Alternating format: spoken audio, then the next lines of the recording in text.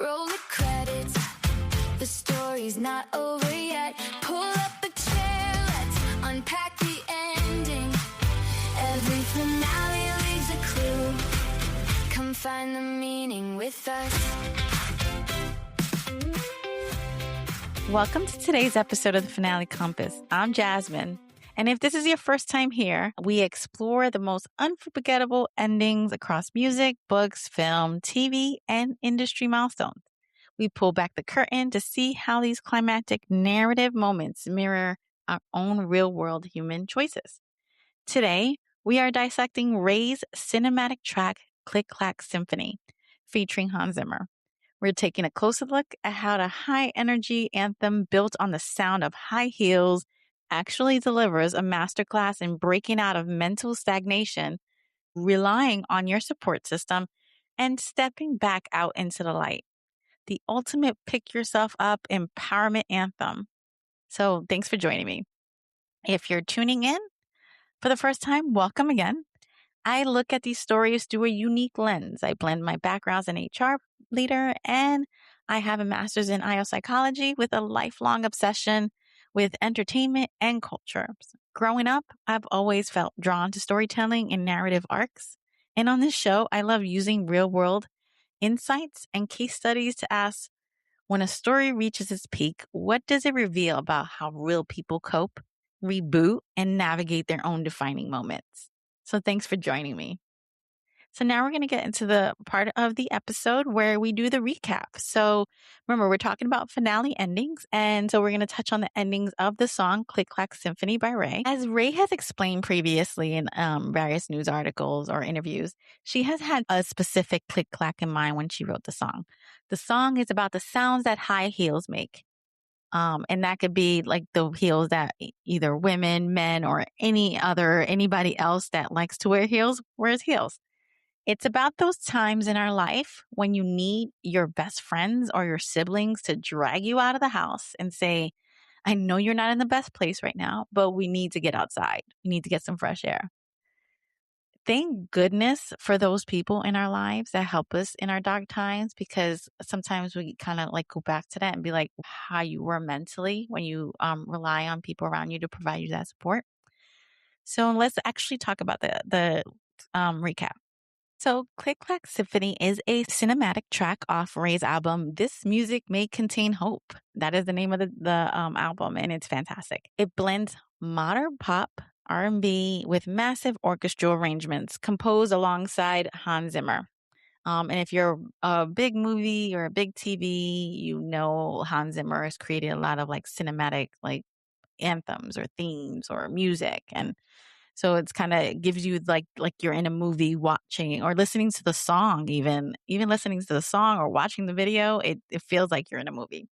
RAYE shared that the song was born out of those dark times when you are mentally stuck in a room and your best friends or, friends or family show up to drag you outside and get you moving again.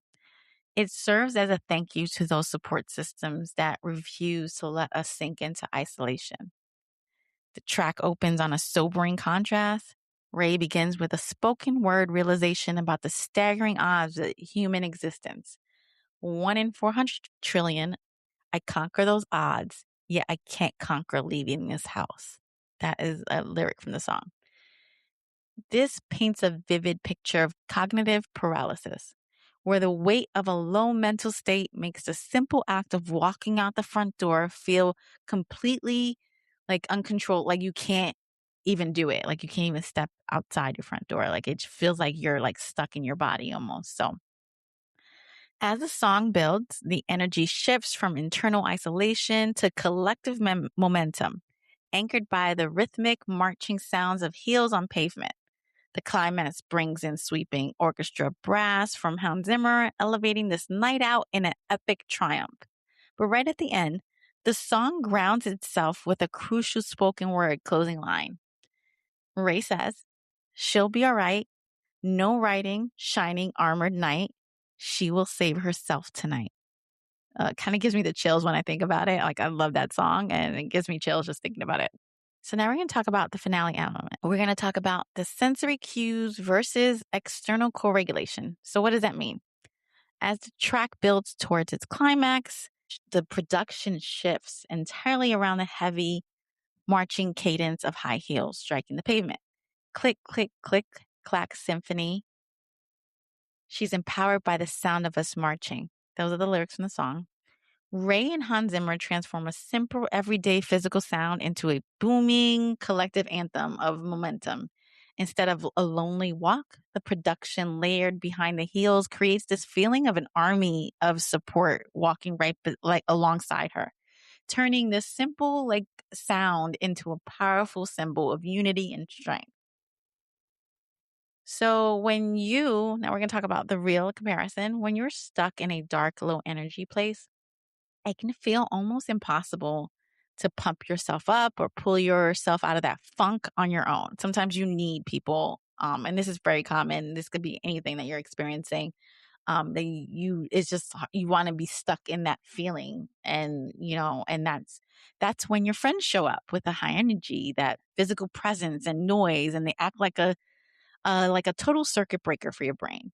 You don't have to force yourself to feel better. You literally just start catching their energetic vibe, hearing them talk, hearing them move, and then marching forward gives your brain the green light that it's safe to step back out and join the world again. Because when we're stuck in those isolation like moments where we feel like we just don't want to see anybody or talk to anybody, getting that support kind of gives you the motivation to be like, all right, I'll step out, I'll do this. And, despite what's going on. So, what comes to mind is my experience in Army basic training or boot camp, as it's so relatively known. When you're marching with your platoon in a formation, if you've ever seen a military unit marching, is referred to as drill and ceremony.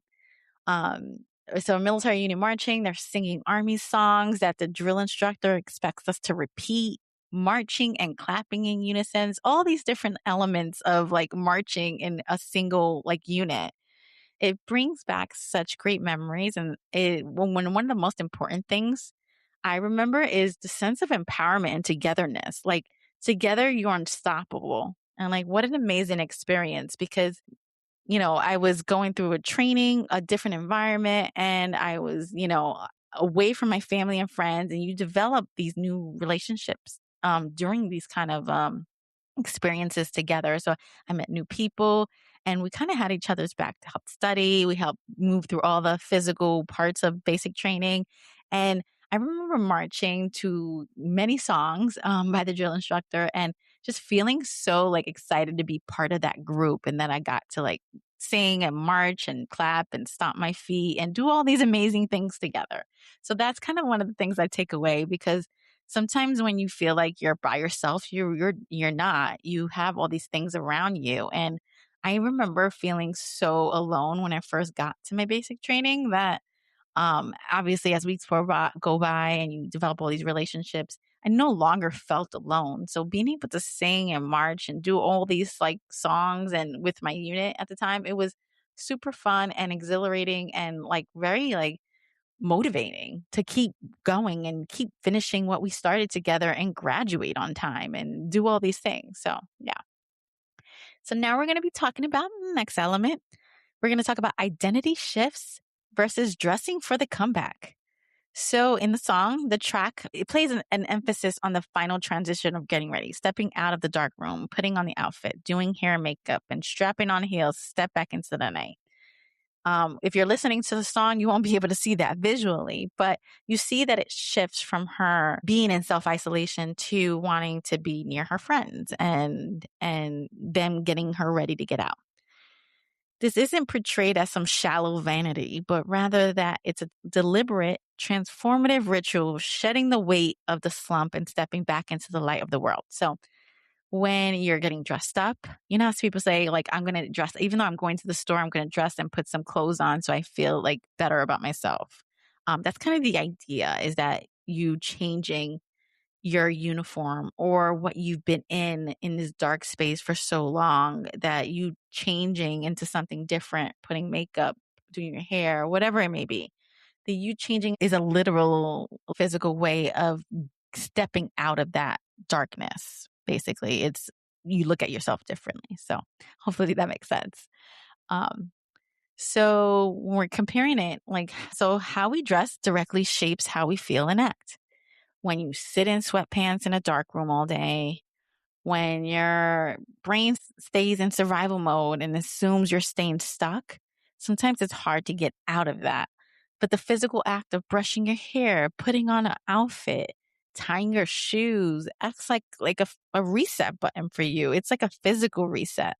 So you're putting on this like armor, you want to call it armor, signaling to your own mind, like we aren't hiding in the dark today. We're stepping back into who we actually are, right? So we're not going to be in our pajamas and staying home and living in our emotions and all this. We're stepping outside and it's going to be a completely different look and a different view for you, instead of the darkness.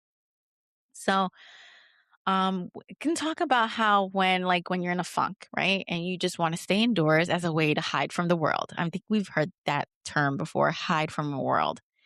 How it feels to set your attention to leave the house, putting something decent on, like not walking around in your PJs, like I mentioned, and then stepping out into the world.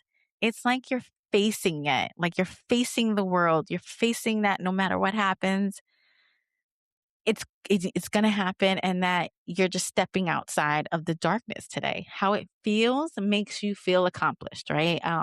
I know that when I'm not in the greatest mood and then I go take care of like errands, I feel so much better. I feel like I've actually did something, useful, and, whether it be pick up groceries or, bringing my dogs to the doggy daycare. Yes, I do bring my dogs to doggy daycare.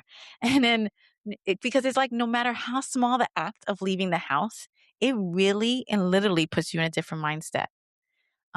It's like it makes you proud to push through no matter how hard things are going. Right. So, even like when I got laid off from my job recently, I still do all the things that I would normally do around the house. I did work from home. I was working remotely. So that means doing laundry during the week or running errands, meal prepping, which is one of my not favorite things to do, but very useful techniques to keep me on my nutrition journey. So all these things, like they put you in a different mindset. It means to keep going, doing things that are still like valued in your life, the things that make your life just a little bit easier.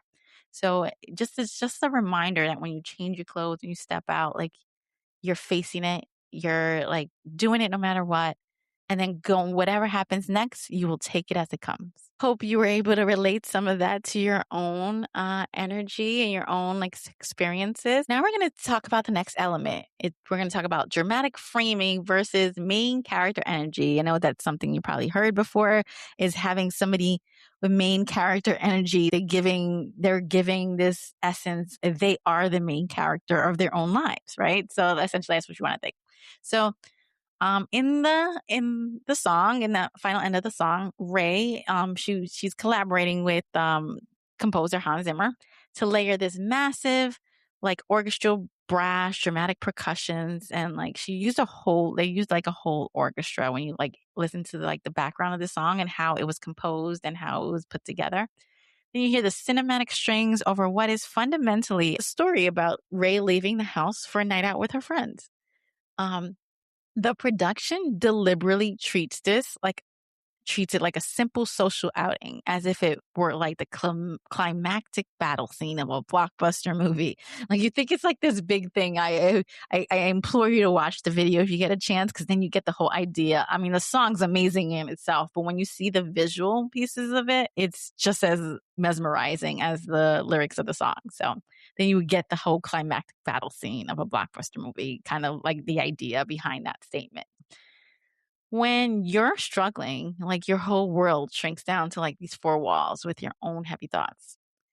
Elevating a simple act like walking out of your front door with, even with let's say you had like this music or this song playing in your head as you were walking out, like it empowers you, like it gives you these motivations to do all these things.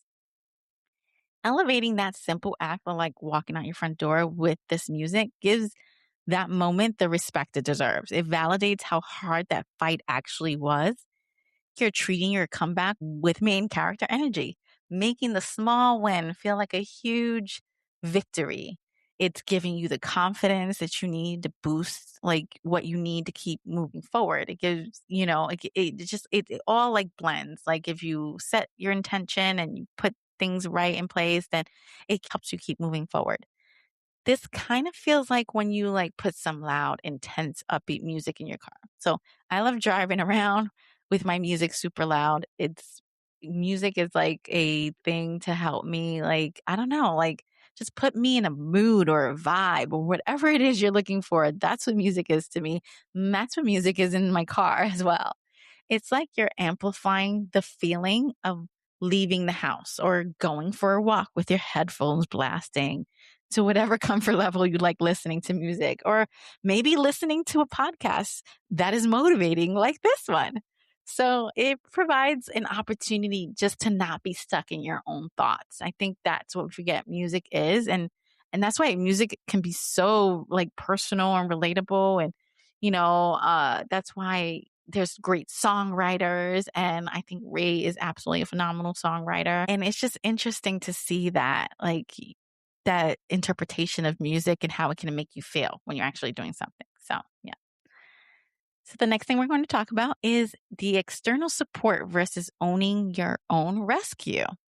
So in the outro of the song, she brings the entire track to its final definitive close. And she is stating specifically, she'll be all right. No writing shine or armored knight. She will save herself tonight. It directly shifts the narrative focus from the friends who helped her get out the door back to her own internal strength and personal power. It's like an anthem repeating in your head. She will save herself tonight. I'm going to save myself tonight. I know my friends are here, but I'm going to save myself because at the end of the day, that armored knight isn't there. So when we think about like how we would relate to that, having friends step in and drag you out of the house doesn't mean you're weak or incapable of taking care of yourself. Your support system is there to build a temporary bridge and hold the door open. But you are still the one who has to stand up and walk through it. They can't drag you. Sure, they can like help get you up and sit you up, but ultimately you have to walk yourself, or whatever movements you take to get to that next step, to walk out the door, to get out the door. True resilience isn't about doing everything completely alone. It's about letting people give you that initial spark so you could step up and save yourself. I think a lot of people may find this relatable. Like when you have that friend, or maybe it's yourself, that is down in the dumps and refuses to do anything then mellow and, wallow in their, own like dredge or, like whatever nightmare they're going through. So this is where you force that friend to talk on the phone, let it out, or go to a dinner, have a few drinks and laughs, changing them, go to a club or let loose on the dance floor, some sort of activity that can help that friend get out of those dark thoughts. Hold off on the wallowing and self-pity for a while. It's just the change in mindset. Once again, we're going back to like how music would change your mindset. But at the same time, this is your friends helping you change your mindset. So it's the excitement of these activities and what it does for people. It makes them feel engaged. It's distraction. Distraction is always helpful, which is okay too, to set the mood elsewhere temporarily, because sometimes you need those distractions so you're not like wallowing in your self-pity and all that other sense. So that's essentially what that concept is talking about. So now we're going to move to our final element. It is going to be action preceding motivation, and versus doing it before you feel ready. The song's resolution doesn't show the main character sitting in her room waiting until she's 100% healed or happy or motivated before she's deciding to step outside the house. Instead, the song RAYE is seen at the end of the video, or if you are not watching the video, just to give you an idea, she's like on a grassy plateau running and setting herself free by expanding her arms and just running through the wind, singing those final words. The cold never lasts, my darling. It just teaches the heart how to burn. And another cold shiver, because it's just also relatable. It's like she's trying to empower you to seek past the darkness and that it will not last and that it just teaches you how to approach these things the next time. What do we usually think when we hear things like that? What is a song like to make us feel that things don't last and move forward? So we usually think we need to feel motivated before we take action, right? That's not always the case because when you're down in the dumps, if you wait until you feel 100% ready to leave the house, you might end up waiting forever because nobody, I don't think, is ever 100% in their field, like feeling great about everything. Sometimes it gives you like that 25% or, you know what?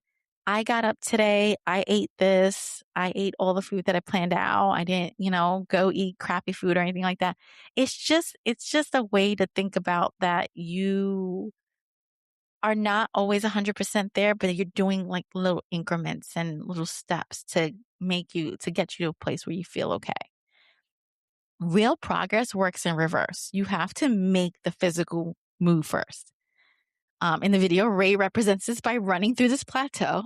But it could mean several other things. It could mean for you, it could be getting out of bed. It could be putting your shoes on. It could be opening the door, and the good mood and the motivation will catch up to you once you're actually out in the world. And sometimes that happens too. You ever have a feeling where you plan to go to an event and then you're like, oh, that day comes and you're like, I don't really feel like going anymore. But then you're like, oh, I committed to this. But it's literally when you go out and actually do it, then it's like, oh, this wasn't that bad. I'm actually glad I came out and did this, It's kind of the same concept. So like I love going to movies by myself. I don't just go to the movies when I'm down. I go to have some quiet time, enjoying something I can take in with no interruptions. It means putting on something halfway decent, bringing a light blanket because I get cold very easily, even in a movie theater. And I will bring a blanket to keep myself warm. Ordering a snack in the movie theater I go to is one of those dine-in theaters where the chair reclines. I have a table in front of me to leave your snacks and drinks. It is one of the most relaxing atmospheres for me. And sometimes when I'm feeling down, I just see what's playing and go, not to really thinking too much about the decision to go, but just to go. If this is something like, oh, I might want to see that. Or maybe I've thought about it and you know what? I wasn't in the best mood, but maybe I'll just go. Don't overthink what you'll be doing there or whether the movie's supposed to be good. Just kind of go and enjoy the experience of it because life is an experience. Even doing the most monotonous things that you think don't have any impact on you. It's just, like I said, it's just because life is an experience. Even doing the most monotonous things, it's just what it is. And, you won't live it until you actually experience all these little things. So those were our finale elements of Clack Symphony by RAYE. And I hope you were able to find some very relatable topics and ideas and things that you've been through. I'm sure we all have just their own version of this song and this video. And I just love it. And I hope you get a chance to listen to it. I actually saw RAYE in concert. Earlier in 2026, and I absolutely loved the show. She put on an amazing show. She has an amazing voice, and theatrically speaking, when you're watching her, everything is like theatrical. It's such an extravagant way to like share your songs with people. And I loved her show, and and I just love this song. So thanks for listening on this journey of Clack Symphony with me. So. Before we wrap up today's episode, I want to take a quick moment to extend a serious thank you to all the listeners for supporting me by listening to the show from start to finish. And I really appreciate it. It's helping me grow and helping me like expand my voice to other people and little by little. So what are the big takeaways that we're going to take away from today's episode? So healing and breaking out of dark seasons really happens in total isolation.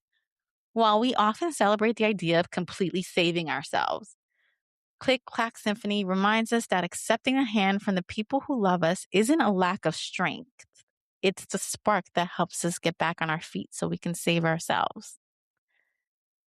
So yeah, that's what today's episode is really about. So thanks for listening and see you next time where we discuss another iconic narrative climax and the fascinating real world behavior behind it. Make sure to subscribe, leave a review, and check in on a friend today. And I'll catch you on the next episode. Bye.